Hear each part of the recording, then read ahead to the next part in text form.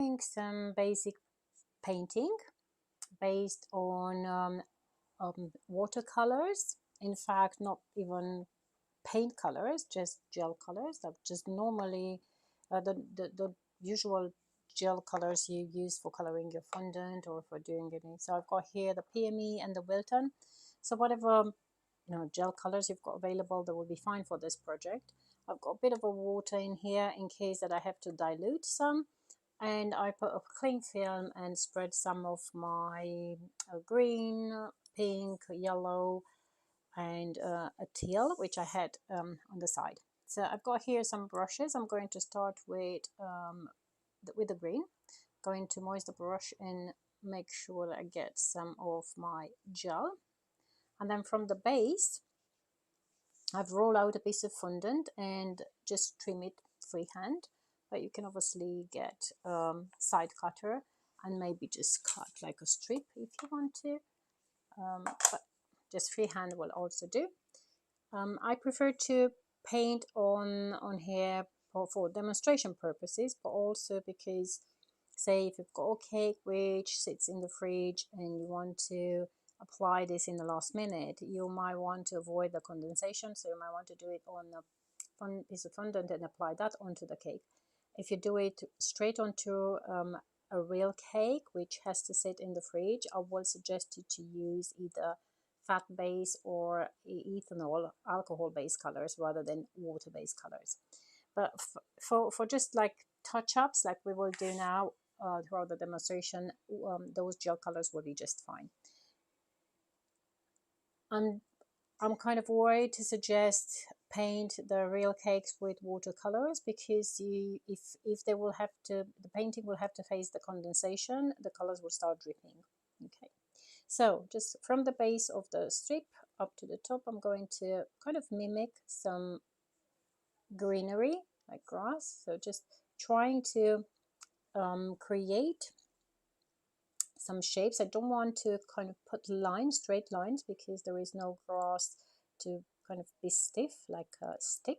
So just random curved lines to replicate the foliage. You can put darker shades or lighter shades in between and try to point.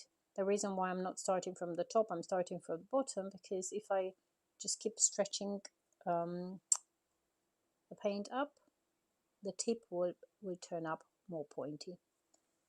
Okay, again, just dipping the brush from time to time in my green. If I feel that it doesn't look right, I can go over, just keep adding spots of color. And then once I think I've got enough of that kind of green, I can put some of the green on the side and add some of my pink.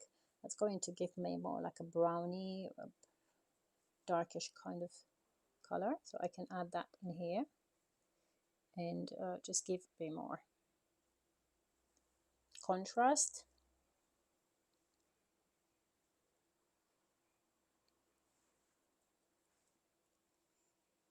Okay. You can also use thinner brush if you've got, but don't have any kind of handy. And you can also just dab the brush and fill in the gaps if you want to. Okay, now that I've got the greenery already in place, I can start piping some flowers. Now, if I want to highlight some of my, say for example, stems, now obviously if I will use a toothpick, they will turn up quite kind of stiff. But what I can do, I can get a piece of wire and then I can just bend that wire and apply some of the color in on the wire. Okay, and I can put some touch-ups now here and there.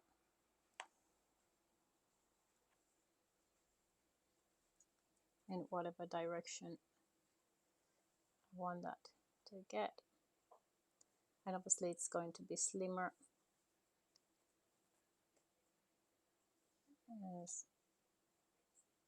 depending on the thickness of the wire.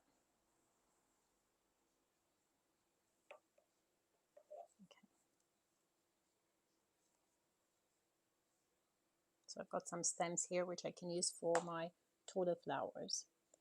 Okay, I'm going to leave this brush on the side for now and going to get another brush for my pink color. And what I'm going to do with this pink, I will start creating more like pom-pom flowers.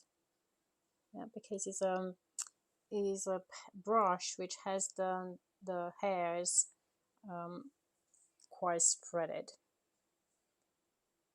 Because it was washed for so many times, it doesn't look so nice. So, but that's great for just doing some pom-pom flowers.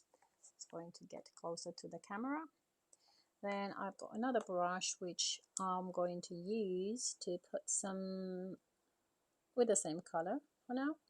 Going to put some spikes. So just going to get a center, and from that center I'm just going to kind of highlight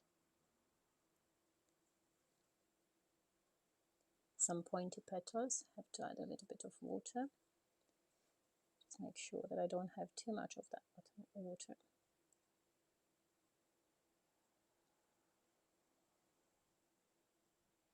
Okay, again, straight and curved so they don't look super stiff, and that can work on the same way.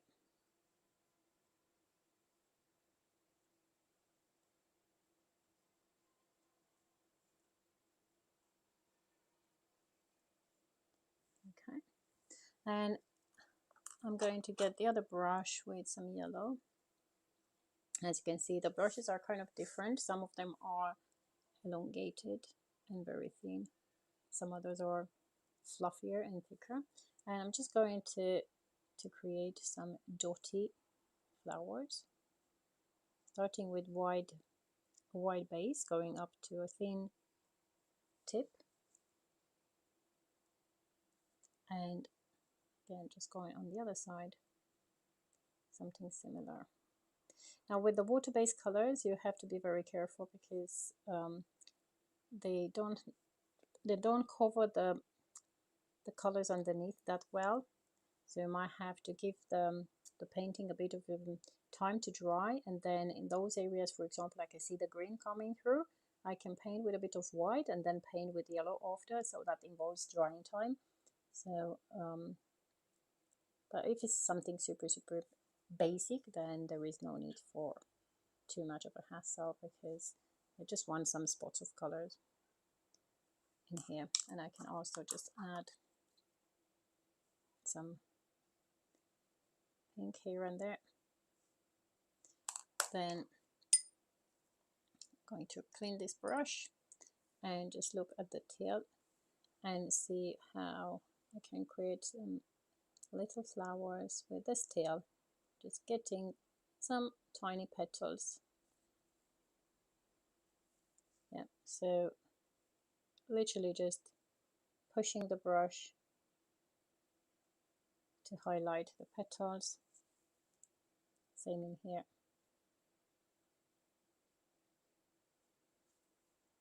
And just going to pick one in here as well.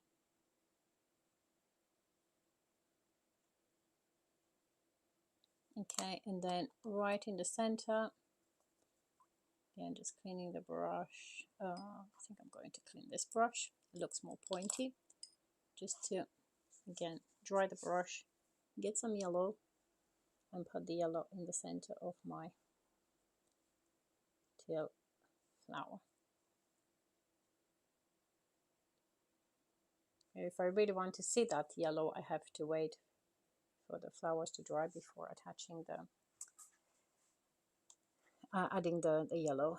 Okay, and what else I can make some round flowers, just random flowers. I'm going to put a touch of see, I've got yellow and green, and going to get to my other brush, clean it and get some pink, and I'm going to start describing some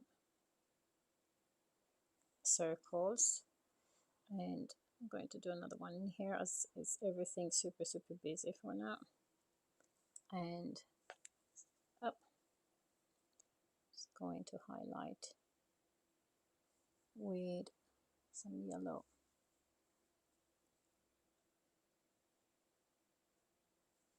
and then finish off by adding a stem. There is no stem in here. Okay, good. So I think that will just give you an idea about what you can create by just using some gel colors. And then I'm going to get this strip and get a sample cake on the side, which is actually a dummy cake, but can replicate very easy a real cake. Is going to put some tracks, and I will do the same on a real cake. And I will just get the strip and set it like a ribbon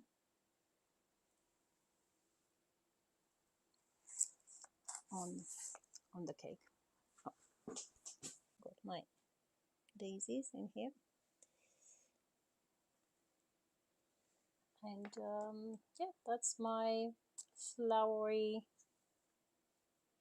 painted cake.